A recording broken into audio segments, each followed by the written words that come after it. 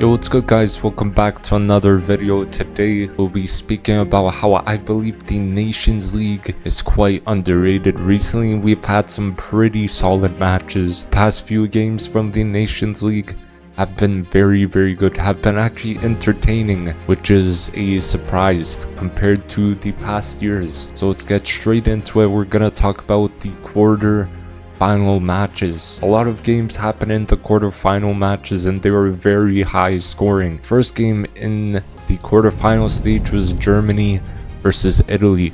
That was unbelievable. It ended 5-4 on aggregate. Germany, I think they were definitely the better team out of the two in both legs. I believe they just seemed to control the game a bit more.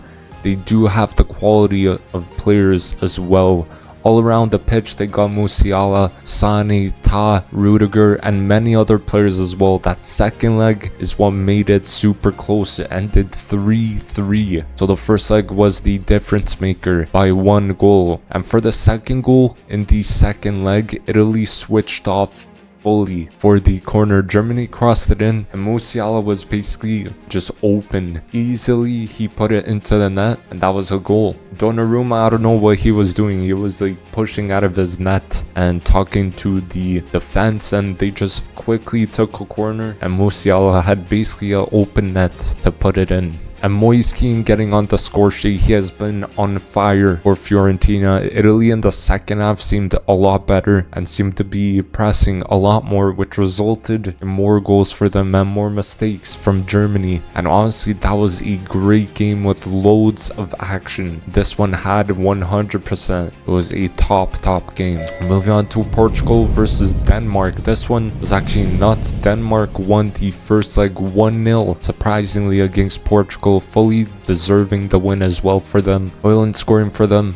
doing the Sui in front of Ronaldo is crazy. The second leg, Portugal got the revenge. Portugal managed to win that game. The second leg, 5-2. What an incredible game it was. Like, Portugal came out and they dominated that game. Ronaldo scoring after missing his penalty as well, and Nuno Mendes was actually amazing as well with his crosses into the box.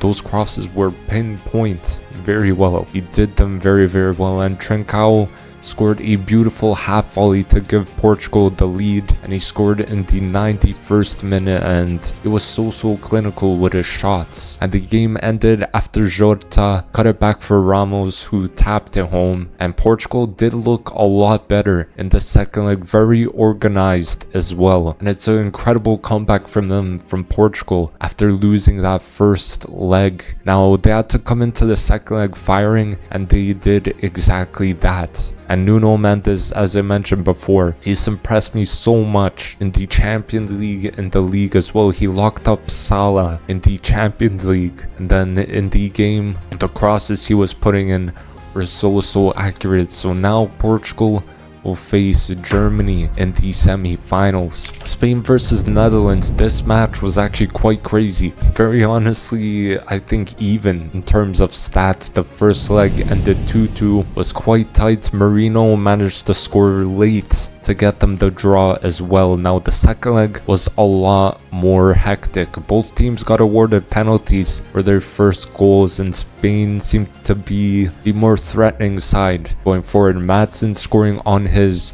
senior debut for Netherlands as well, I believe. Lamine Yamal is actually so good at 17 years old. I have not seen a teenager this good since Messi. He's unbelievable. He took a touch, did a Ronaldo chop inside onto his left foot, and he just curled it into the side netting on the left side of the net. Incredible. And in full time, the game ended 3-3, which meant it was 5-5 on aggregate. So it meant penalties, and Unai Simon saved the Malin's penalty, which separated the two sides, and Pedri stepped up to the spot to win it for Spain.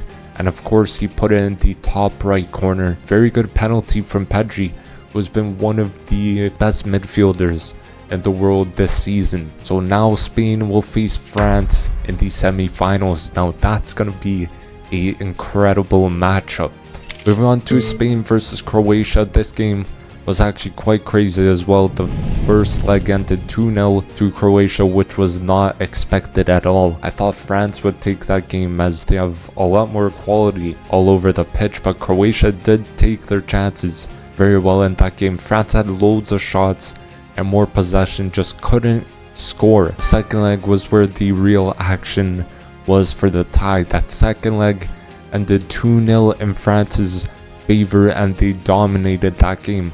Croatia registered 0 shots on target in that second leg, so France were definitely very good defensively. Now France got 28 shots off and 8 of them were on target. Elise and Dembele got the goals for France. Those guys are just on fire for the club. Elise scored with a beautiful free kick, placed very well into the top right corner around that area. Mbappe had so many chances, he just could not score. Dembele scoring a first time shot with his right foot, placed bottom left, and that sent the game into penalties after extra time. Now both teams missed 2 penalties out of 6. Mainan saved Stanicic's goal and Upamecano won the game for France with a absolute rocket into the top left corner. Very accurate, just went right in that top left corner.